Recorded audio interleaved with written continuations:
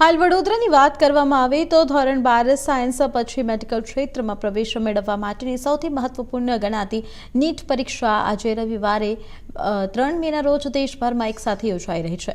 Medical, dental, Ayurveda અને homeopathy જેવા કોર્સમાં પ્રવેશ માટે આ પરીક્ષા અનિવાર્ય છે, જેને લઈને વિદ્યાર્થીઓમાં ભારે ઉત્સાહ સાથે સાથે તણાવ પણ જોવા મળ્યો।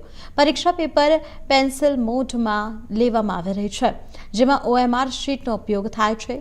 લાખો વિદ્યાર્થીઓના ભવિષ્ય સાથે સીધો સંબંધ ધરાવતી આ પરીક્ષામાં કોઈ ગડબડ ન થાય તે માટે નેશનલ ટેસ્ટિંગ એજન્સી એટલે કે NTA દ્વારા કડક અને અભૂતપૂર્વ સુરક્ષા વ્યવસ્થા ગોઠવવામાં આવી છે।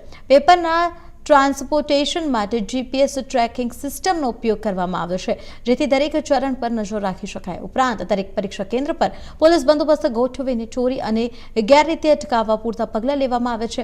વડોદરા શહેરના કારેલીબાગ વિસ્તારમાં આવેલા સરદાર વિનય મંદિર સ્કૂલ ખાતે પણ વહેલી સવારથી જ વિદ્યાર્થીઓ અને તેમના વાલીઓનો ભારે ઉમટાટ જોવા મળ્યો હતો। બહાર ગામથી આવેલા વિદ્યાર્થીઓ માટે પણ યોગ્ય માર્ગદર્શન અને સુવિધાઓ ઉપલબ્ધ કરવામાં આવી હતી, જેથી પરીક્ષા પ્રક્રિયા સરળ અને સુવ્યવસ્થિત રીતે પૂર્ણ થાય।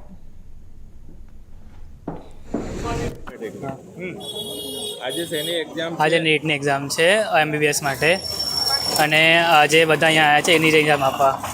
ક્યારથી તૈયારી કરી હશે ને કેવી તૈયારી છે? સારી તૈયારી છે, 2 મહિનાથી કરી છે, મોસ્ટલી પ્રિપેર કર્યું છે, સારું જ જશે। આગળ જઈને શું તમારે નીટની એક્ઝામમાં તમે પાસ શું ફ્યુચર છે તમારે? ફ્યુચર સારું છે। MBBS તો હું કરવાનું નથી, MBBS હું હજુ બીજી ફિલ્ડ કરી છે એટલે। શું નામ તમારું? મનન। તૈયારી છે। આજે નીટની એક્ઝામ છે, કઈ આવ્યા છો ને કેવી તૈયારી કરી રહ્યા છો? ભરૂચથી આવ્યા છે અમે, અને તૈયારી સારી છે। આગળ ફ્યુચરમાં શું પ્લાન? ફ્યુચરમાં મેડિકલ ફિલ્ડમાં જવું છે, MBBS।